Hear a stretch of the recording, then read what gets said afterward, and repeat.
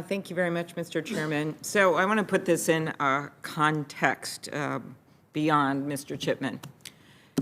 I led the effort for the last ATF director that actually got confirmed. You have to go back nearly 20 years. We've had one.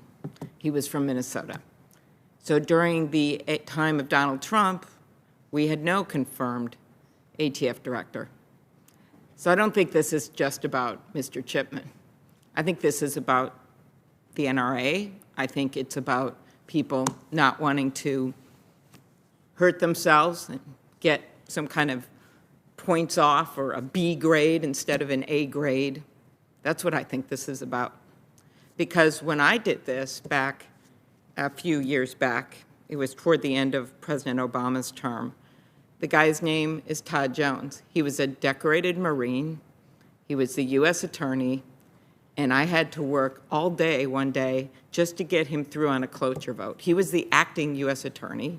He was the U.S. attorney, but he was also the acting ATF director, had not been in any scandals, had done a good job by all accounts when he was there, having inherited an agency that had some issues.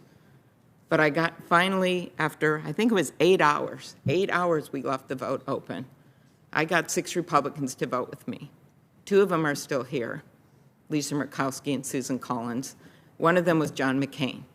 You want to question his views on guns? I don't think so. So I think what this is about the NRA. He has spent his career working to keep the American people safe. He served at the ATF for almost 25 years, more than half of the agency's existence as a special agent, field office manager, and chief of the firearms program divisions.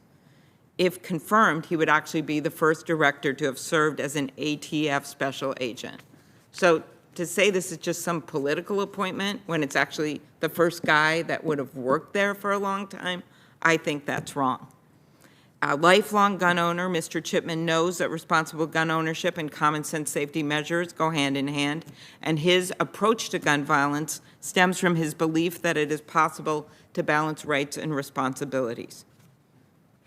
For many years, I have led the bill, common sense legislation, to close a dangerous loophole that allows domestic abusers to buy a gun simply when they're not married to the victims, but in fact are their boyfriends.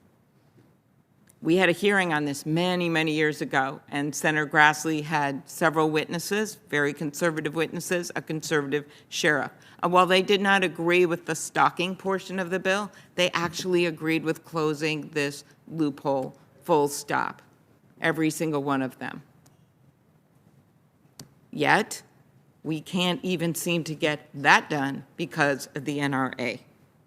Mr. Chipman's nomination has the support of numerous organizations, including the Hispanic American Police Command Officers Association, the Police Executive Research Forum, the National Organization of Black Law Enforcement Executives, the Law Enforcement Action Partnership, and 17 current state attorney generals.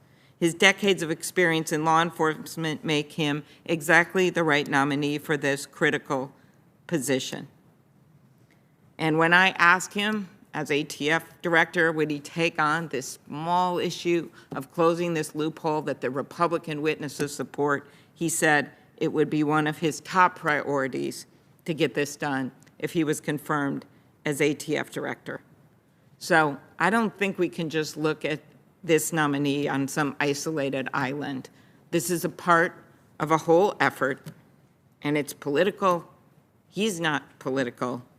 How we've handled the ATF has been political. Or we would have had a director under Donald Trump. We would have had a director confirmed under President Obama, and I wouldn't have had a cloture vote held open for 8 hours for a decorated Marine just to be able to have him be the only person confirmed as head of the ATF, the only person in 20 years. Thank you. Thanks, Senator Klobuchar.